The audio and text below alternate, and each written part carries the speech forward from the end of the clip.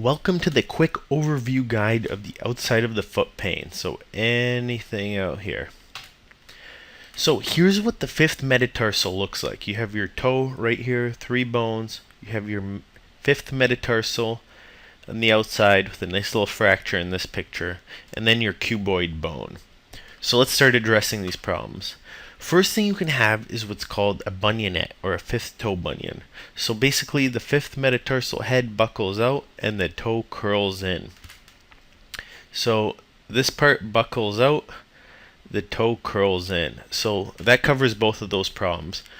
It's tougher to treat this conservatively. The only way to really correct the deformity is through surgery, but conservatively you can definitely take the pain down quite a bit. So it depends on what your treatment goal is. Now you can also have a hammer toe, which is just a kink like this, and that causes a corn.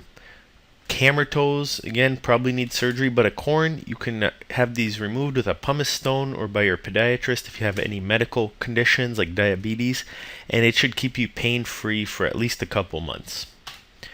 Next thing, if your toe's swollen and painful, it may be broken or it may just be bruised. The only way to tell for sure is to get an x-ray. So we just went over all of these.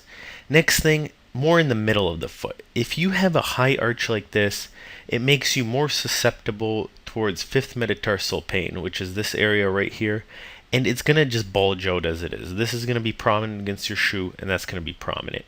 For this, if you have this type of high arched foot, you definitely want to go see your podiatrist because it may be linked to some very tight muscles due to nerve injury or damage that may need to be addressed. You can also have fractures of the fifth metatarsal. Stress fractures are very common. They're not going to be as big as this, but in people with high arched feet, maybe not as big as this, but that do a lot of running, they could get a crack through here, and you need to be casted for at least a few weeks to a month or two. Now this is one of the most dangerous injuries right here. If you break at the base of the fifth metatarsal, because there's a ligament pulling at the back here, it never heals together properly because this ligament, which you can't see on x-ray, is always pulling back and trying to separate it. This is a Jones fracture. You're going to have to be casted for about 8 weeks or more. And now that's seen about right and felt right in about this area right here on the outside of the foot. So that's an unfortunate one. Oh, and so we covered Cavus foot, stress fractures. You could get a traumatic from a big fall. Jones fracture, that's from a big inversion sprain. That's the 8-week cast one. And os vesalanium, that's not really an injury, but you just have an excess bone here that you're born with. 5% of people or so get it. Nothing to worry about. You can live with it. It's not really going to bother you. And then the outside of the foot, a little bit higher, you have what's called sinus tarsitis right here, and that's more due to flat foot. You can relieve that if it's just like an achy throbbing pain and you didn't roll your ankle in this area, then it's due to flat foot.